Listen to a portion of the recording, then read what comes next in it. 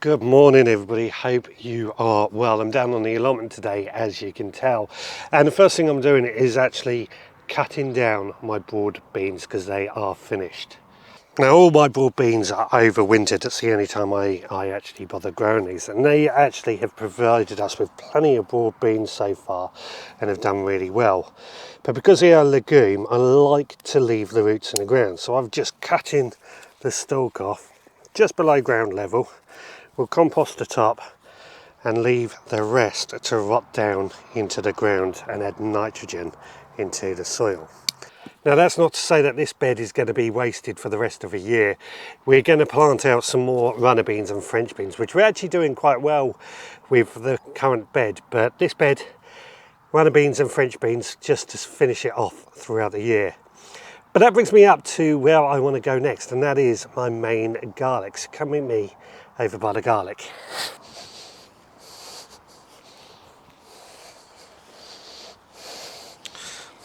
You may recall a few weeks ago I harvested my very early purple white garlic, and I was really happy with that garlic. But the rest I left in here needed a little bit longer. It's not the early varieties. And looking at this garlic now, I can see that the stems have pretty much gone brown, dying back, and the soft neck varieties, the stems have flopped over.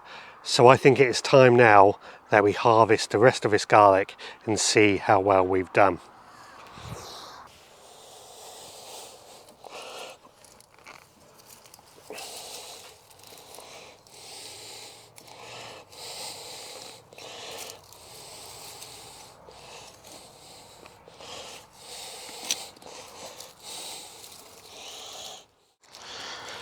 Right, so my first load of garlic is Cork White, which is what we have here.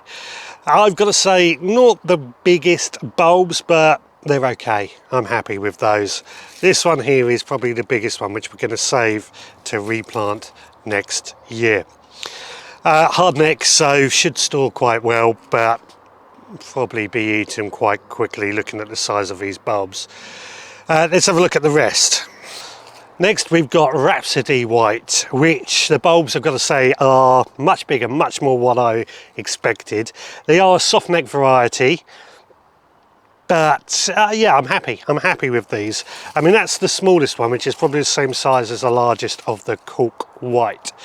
But the largest one is probably this one here, which has done really well, I've got to say. I mean, we're going to plant that up next year and see how it gets on. Again, these are a soft neck variety, so they don't store as well, but I think we can do something with them.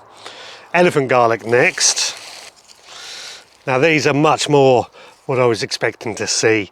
Nice big bulbs. They're going to go really well. They're not technically a garlic, I have to admit. They're more closely related to a leek.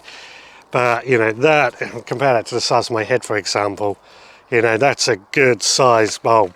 Now these I actually save the largest bulb each year and replant that, and I've been doing that for several years with these elephant garlic.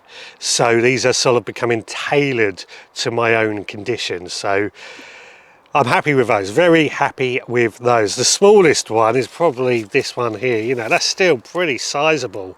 You know, that's a good size nonetheless. So very, very happy elephant garlic. Yeah, they're going to go well. Got one more that I planted in spring. So this is a variety called Germador, and these were planted in spring as a bit of an experiment. I think they went in something like March, April time, really, really late. And I did it on purpose because I really wanted to see just the difference that the planting time makes. And I think that's quite evident, you know. That is probably the largest one, and it's tiny. Completely tiny. You know, that's a clove on its own, I would say. The other thing that I want to see, and I'm going to do this with this small one, is whether or not it's actually split, because I don't think, and I'm right, they have not actually split.